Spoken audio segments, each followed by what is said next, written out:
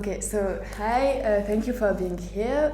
We are going to start our discussion, so maybe you could introduce yourself, so you can start maybe to say who you are and yeah.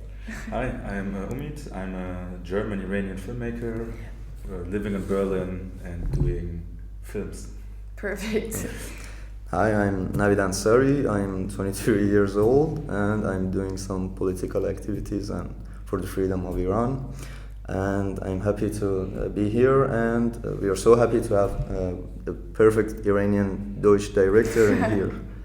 So let's start. Thanks for having me. And I didn't say who I am. I'm Aliénor and I'm an Erasmus student in Berlin. So yeah.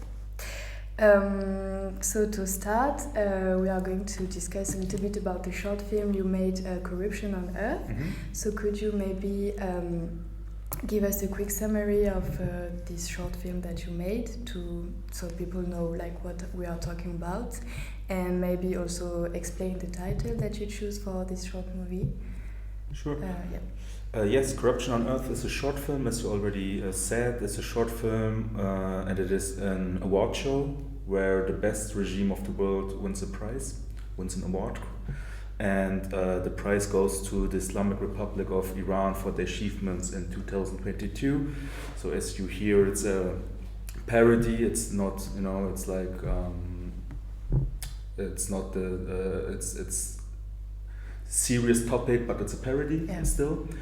And yeah, in the film, I had an actor who played Khamenei, who come on the stage and who, for my opinion, said one time in his life the truth, what he's doing in Iran and about all his political decisions that he's made. And yeah, he's saying thank you to the audience for choosing him. And yeah, we see through the film, we see like real footage from Iran. Yeah, so you mixed Exactly. real images and fiction. So Exactly, I make a mixed media, a short film, because I wanted to break this parody with the real footage, so that it hits harder when you watch it, to see that it's a real life and it's not a parody what's going on there. And also, I think you made it a little bit more realistic. Absolutely, yes. And the second question was why I choose this title, Corruption on Earth. Yeah. I choose this title, Corruption on Earth, because it's how you say it, verdict, I say, or it's a law. No, what's Strafe in English? Strafe. Sentence? Yeah, exactly. Corruption on Earth. I choose this title because it's a sentence in Iran which people get. So people get it, and no one knows what it is. Yeah, maybe someone makes the music against the government. It's corruption on Earth. Yeah. Someone is going on a protest. It's corruption on Earth. So it's a very vague definition, and no one knows what it is. And on the other side, I choose because the regime itself is like the most corrupt people itself. So these two things I combine together to say, okay, you are the corrupt people here, and that's why I choose like Corruption on Earth as a title. Okay. Perfect. Very interesting. Yeah. Okay. Yeah, and so you actually works perfectly on that labels that always Islamic Republic try to put on the people that you're corruption on earth, so you must be executed. Absolutely. Yeah, because it's a sentence to punish people from death. To death sentence. It's not like they are going to jail. It justifies that they are killing people with this fake motive. Absolutely. Yeah. When you have corruption on Earth, you got the death penalty, and that's like when you read it. I think I asked before I make the final decision for taking this title for the film. I sent it to Iranians and said, "What is the first thing you think about when you read it?" And most said death. Yeah. When I see it, I think about death immediately. Yeah, but it's so absurd. Like it doesn't make sense for. Yeah. Okay. And it's only in Iran. You don't got this law somewhere else. So people from abroad don't know what is corruption on Earth or what is. There's some things of this. No, there's also I only know the German words like Feindschaft gegen Gott, like enmity towards God. I think how can you be against God and get the law against the sentence? I think it was for the Dark Ages. Something like this. Yeah, it's really a really strange system, to be honest. and easily based on Islam, they are using this label to kill the people. Yeah. Sure, yeah, they're using this Quran, but it has nothing to do with Islam. What they're doing, you know, what they're doing is nothing Muslim friendly. You know, Muslims itself are a nice and friendly community, you know, but what they're doing is nothing connected with Islam. Making their own laws and making their own stuff what they think is good for them. Okay. And so you won a lot of awards with this short film. Congratulations. Yeah, congratulations first of all. And so do you think you achieved what you wanted to achieve with this short film? And like, what did you want to achieve? Like, what was your main goal doing this film? And do you think it's achieved? You achieved it or not? Yeah, that was our question. Of course, I'm happy to achieve like awards afterwards for it and to be screened in different festivals or in different events. But I never was planning this, you know. I never planned to run through a festival with this film or to go to different events to show my film. That was what usually filmmakers do. They do short films and I plan to go Berlinale, I plan to go this festival. But I never thought of festivals. When I wrote the film, my only achievement was to support the Iranian revolution. That's what I wanted to achieve. I was here in Germany and I couldn't do anything and just go out to demonstrations and just sharing stuff on social media, but it wasn't enough. Yeah, it wasn't enough. I felt like I'm a filmmaker, I have like a big community here in Berlin. I will get my people together. I want to shoot a film because that's what I can do. It has a much bigger impact when I do a film like this. And that was my achievement, to just support the Iranian people, to show the people here as well what's going on there. Because I guess when you're a German citizen and you're watching news all the days and then it's Iran and again Iran and then you get tired of it, right? But when you see like a film like I did in like a parody or like a fictional framing, you could be more interested to get the information what is there. Yeah, and it's also very emotional because it's the purpose of making a film that it can make you feel something, and maybe it's better than just reading the news and get lost in reading articles and so maybe it has a better impact on people. Sure. Yeah. And also it's a perfect attitude. I think that all Iranians outside Iran we need.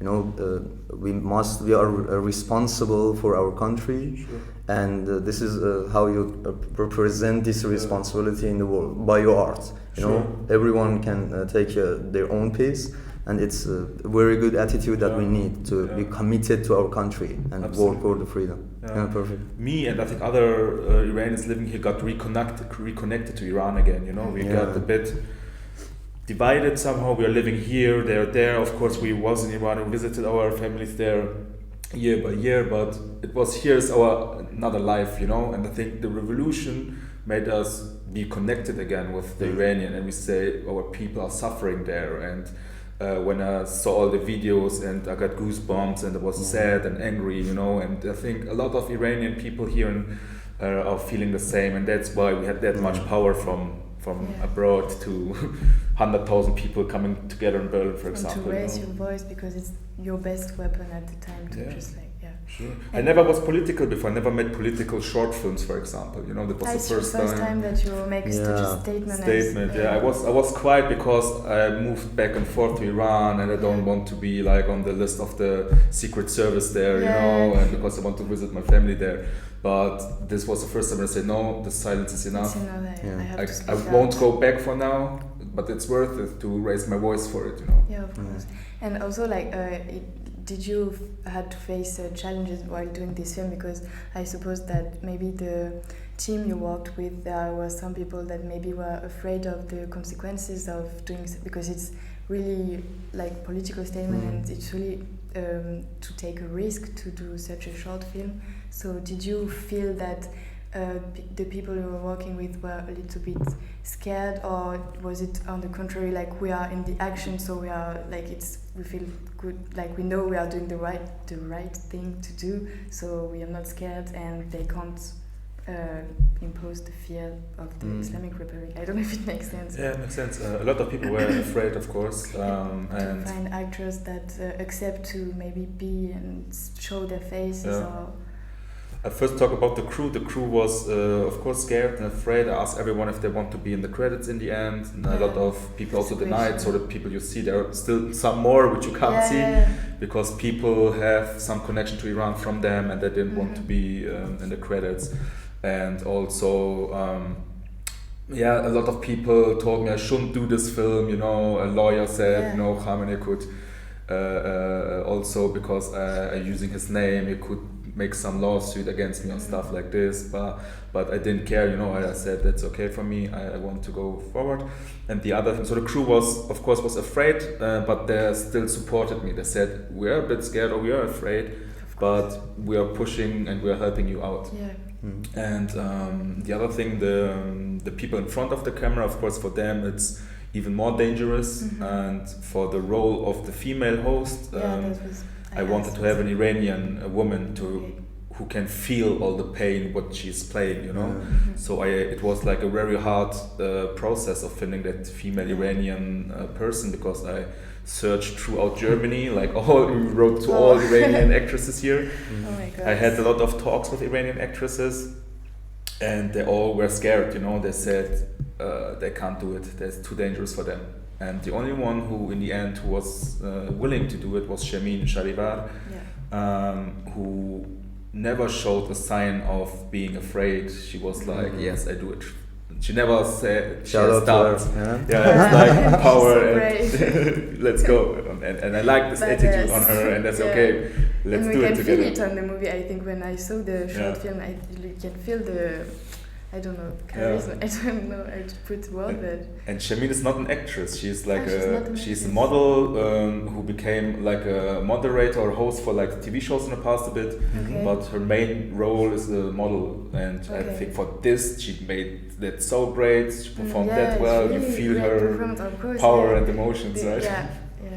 It's really good. And the fun thing is, we raised up in the same city, but we didn't know. We were both from Aachen in Germany, and she raised up there and me too, but we connected with her, and that's also a fun thing. These stories, when happens, it's perfect. It's so beautiful. Okay. Do you want to say? Maybe we can go on to talk maybe more about. Specifically about the corruption between the Islamic Republic and other international countries, especially European Western countries and the United States.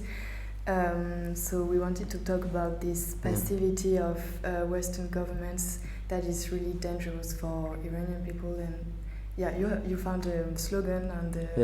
we saw a slogan. It says, it's nice. Iranian women don't need you to save them. They need you to stop saving their murderers. And we know that, a fact that unfortunately European countries, except Sweden, they refuse to put the IRGC in the terrorist list. So what do you think about this topic? And, plus this slogan, how is it like for you? The slogan is the truth, the politicians are like, still talking to the mullahs and still making deals with them, still negotiating about like nuclear deals and stuff like this, and of course this helps them. They see, okay, the politicians are still negotiating with us. We can murder even more. They don't care. Of course, every 1 month Germany or the EU putting like 3 people on the sanction list. But they don't care, what's 3 always. People. Like as you read it every month, a new 5 people on the sanction list. The police officer of this city, this driver of this security company, and this. They don't care. They live there. They have their money there, and even if they have income here, okay, it's frozen, but that's not a punishment for them, So I think the behavior is not good at all. It support, as you said, the government extremely. And it's a lot of talking. We see all the politicians talking. We should support Iran, but it keeps on that.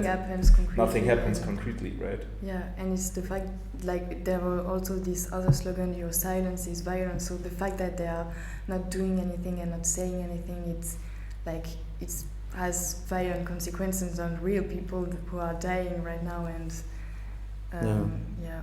So.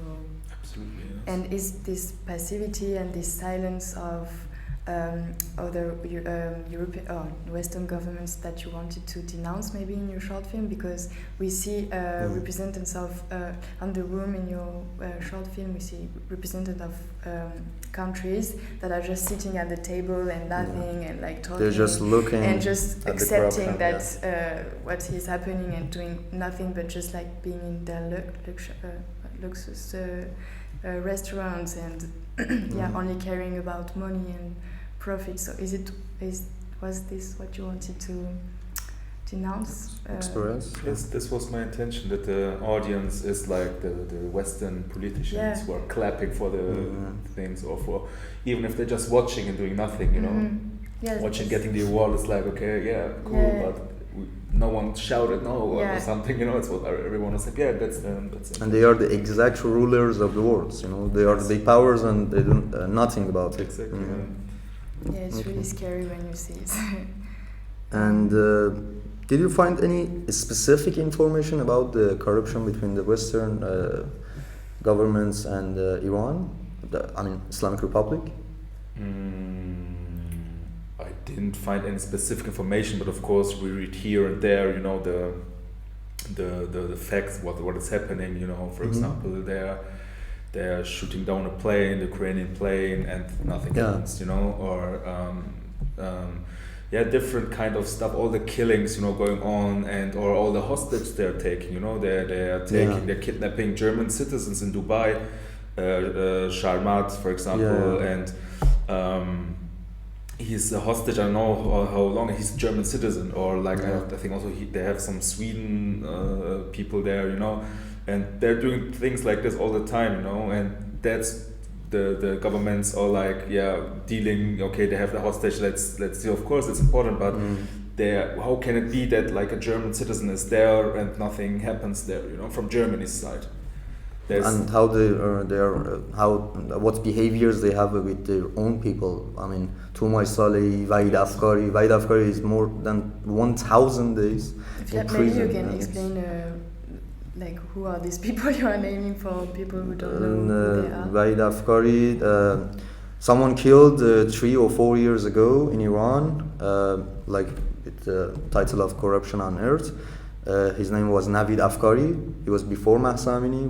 He was you know, the first fires for this revolution that we see today. And unfortunately, they killed him. And also his brother Vahid is more than 1,000 days in prison alone, and it's so hard. Yeah. And he's also still too in prison much. right now.